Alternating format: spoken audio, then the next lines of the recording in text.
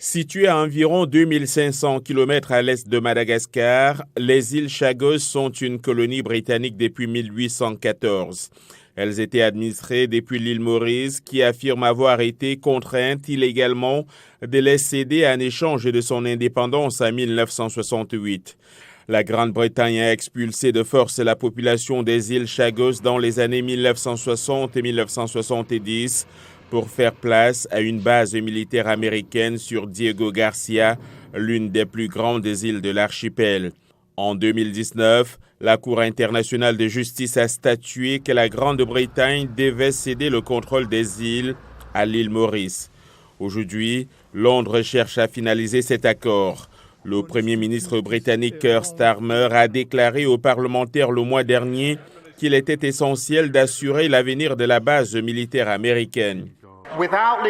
Sans sécurité juridique, la base ne peut pas fonctionner comme elle le devrait en pratique. Cela nuit à notre sécurité nationale et c'est un cadeau pour nos adversaires.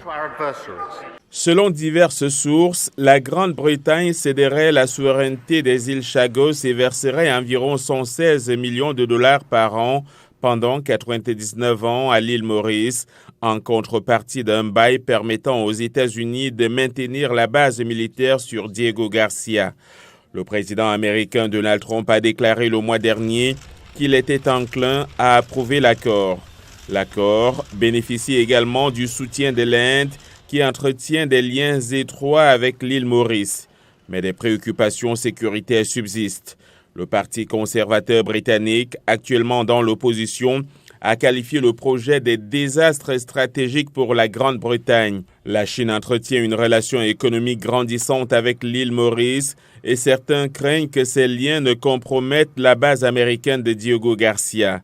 L'île Maurice doit beaucoup à la Chine et Pékin utilise cela pour obtenir un avantage politique. Cette zone est stratégiquement importante pour nous et les Chinois en sont bien conscients. Ils ont déjà été actifs militairement autour des îles Chagos. Après leur expulsion, de nombreux Chagossiens se sont installés à l'île Maurice. Des milliers d'autres ont immigré en Grande-Bretagne. Frankie Bontemps et Maxwell Evenor, membres du groupe de défense Chagosian Voice, affirment que l'île Maurice n'a jamais eu de droit légitime sur leur patrie et s'opposent au projet de la Grande-Bretagne de céder la souveraineté des îles. Une fois de plus, nous sommes ignorés. Des gens discutent de l'avenir de notre patrie sans nous consulter. Nous avons l'impression que l'histoire se répète. Nous voyons notre identité, notre être même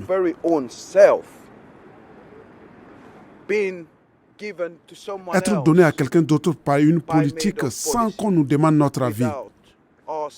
Nous sommes toujours colonisés, nous sommes la dernière colonie d'Afrique. Selon les termes de l'accord, les Chagossiens et leurs familles pourraient retourner sur les îles extérieures de l'archipel, mais Diego Garcia resterait interdit d'accès. Les Chagossiens sont impatients de rentrer chez eux, mais ils semblent impuissants alors que des forces géopolitiques influencent les négociations sur l'avenir de ces îles.